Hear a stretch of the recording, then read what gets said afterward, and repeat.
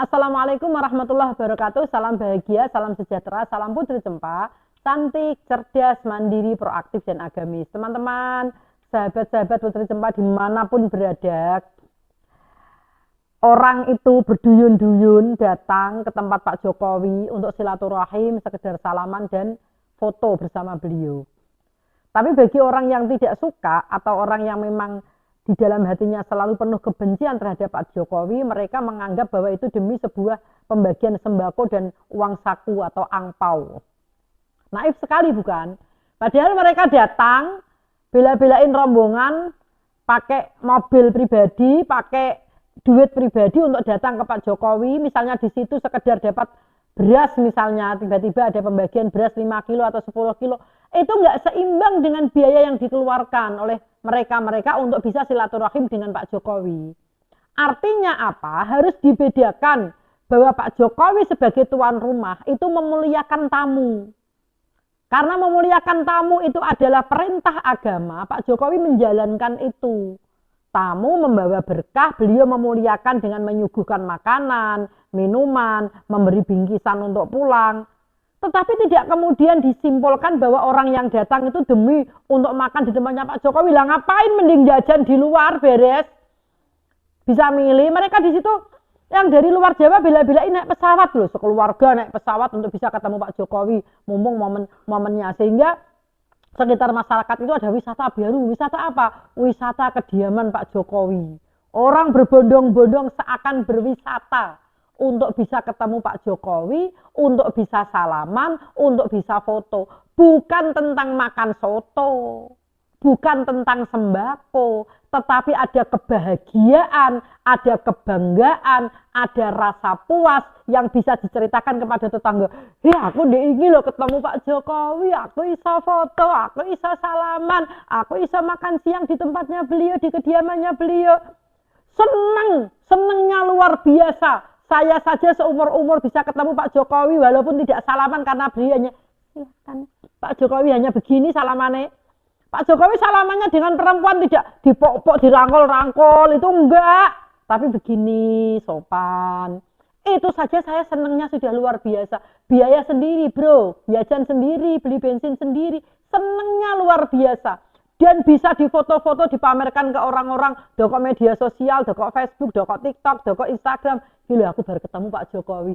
Aku berwisata di kediaman Pak Jokowi. Begitu teman-teman. Kenapa fenomena ini? Kenapa Pak Jokowi begitu dicintai oleh sebagian besar rakyat Indonesia? Baik dari orang yang jelita, orang yang punya jabatan maupun tidak punya jabatan. Bahkan ada seorang Gus yang sangat terkenal di Jawa Timur, sekeluarga silaturahim ke Pak Jokowi untuk halal bihalal. Masya Allah. Begitu dihormati, dihargai, dicintai, disayangi oleh sebagian besar rakyat Indonesia. Karena apa? Karena Allah membuka aura kebaikan pada diri Pak Jokowi.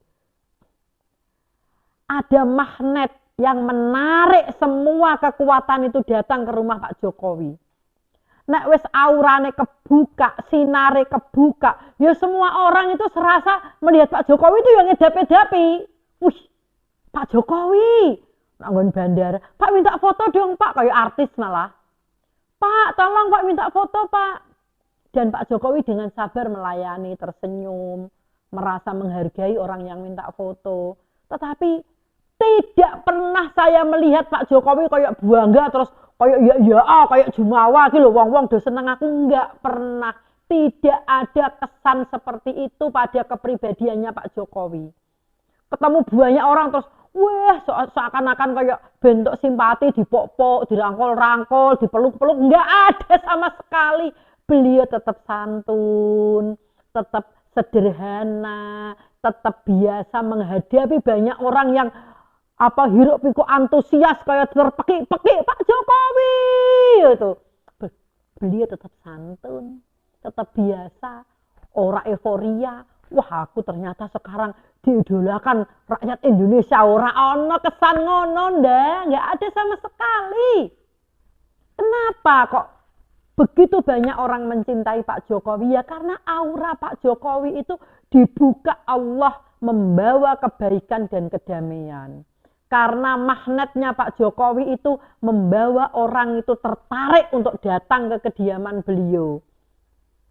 Nah ini prosesnya panjang bro. Tidak serta-merta tiba-tiba instan terus orang mencintai Pak Jokowi. Enggak. Pak Jokowi berkorban jiwa raga ndak. Dielek-elek, dibully, dicaci maki. Beliau sabar, ikhlas, tulus.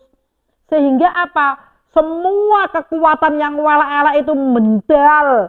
Kabeh balik karo sing elek-elek. Orang yang menjelek-jelekan Pak Jokowi itu adalah orang yang mengurangi dosa-dosa Pak Jokowi. Orang yang selalu membuli Pak Jokowi adalah orang yang mengurangi aura-aura jahat di dalam tubuhnya Pak Jokowi. Hilang kabeh. Hilang, semua hilang. Gara-gara orang itu terlalu menjelek-jelekan Pak Jokowi ikhlas, Pak Jokowi tulus, akhirnya aura itu hilang. Balik karo sing ngomong sing elek-elek iku mau. Nah, disaring, diperes.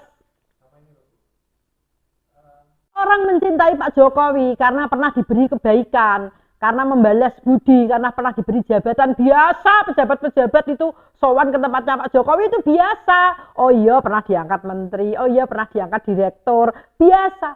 Tetapi kalau ada cerita bahwa ada suku Baduy yang mereka tidak pernah nonton TV, tidak pernah main HP, tidak pernah nonton di media sosial, tidak pernah ketemu Pak Jokowi dan orang ngerti siapa sih yang gawe kebijakan negara ini, nggak paham orang-orang Baduy itu benar-benar. Tetapi mereka ternyata juga ada semacam tarikan magnet bisa datang silaturahim ke kediaman Pak Jokowi. Masya Allah, ini luar biasa. Semesta menjawab semua. Jadi kekuatan-kekuatan kebaikan, magnet-magnet kebaikan, aura-aura kejernihan jiwa Pak Jokowi itu membuat semua orang tertarik mendekat ke beliau.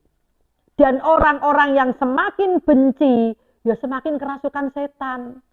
Semakin tambah benci, kebenciannya semakin merasuk dalam jiwanya. Karena apa? Aura-aura Pak Jokowi yang jelek-jelek itu masuk ke tubuh orang yang membenci Pak Jokowi itu. Pak Jokowi semakin menyala, semakin baik, semakin dimuliakan, dia semakin dihinakan. Karena apa? Karena teko kelakuane dhewe. Bukankah semesta ini adil seadil-adilnya? Ketika Pak Jokowi dibully, dihina, tidak membalas, tapi semesta yang akan membalasnya. Orang-orang yang datang itu justru orang-orang mayoritas yang tidak pernah ketemu Pak Jokowi sebelumnya. Saya tidak membahas tentang pejabat-pejabat itu biasa kalau soal itu. Setor muka, setor biasa. Saya membahas orang-orang yang kecil, menengah kelas bawah, orang-orang kaum difabel yang bela-belain beli bensin sendiri, naik motor sendiri, naik bis sendiri untuk bertemu dengan Pak Jokowi sang idola mereka. Mereka antusias sekali untuk hanya sekedar salaman foto itu loh. Bahagianya wis dibawa mimpi sampai besok pagi. Pak Jokowi, terima kasih Pak Jokowi.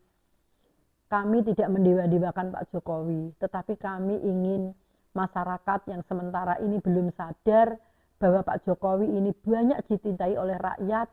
Mudah-mudahan Allah membuka pintu hidayah, membuka hatinya untuk melihat aura-aura kebaikan yang sesungguhnya, untuk melihat bahwa magnet kebaikan yang ditularkan Pak Jokowi ke seantero negeri ini bisa membawa keberkahan kepada bangsa dan negara.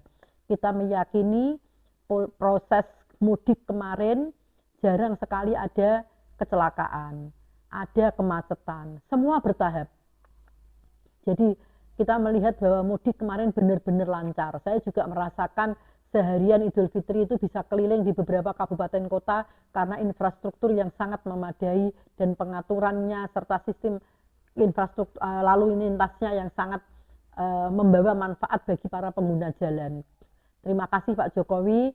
Mudah-mudahan Pak Jokowi selalu dilindungi Allah dan rakyat yang mencintai Pak Jokowi adalah rakyat yang mencintai dari hati yang paling dalam. Bukan rekayasa, bukan retorika, dan bukan karena sembako yang tidak seberapa. Allah tahu bahwa Pak Jokowi orang baik dan orang-orang yang di dekat Pak Jokowi juga mudah-mudahan menjadi semua orang-orang baik. Salam sejahtera, salam bahagia, salam Putri Cempa, cerdas, cantik, mandiri, proaktif, dan agamis. Assalamualaikum warahmatullahi wabarakatuh.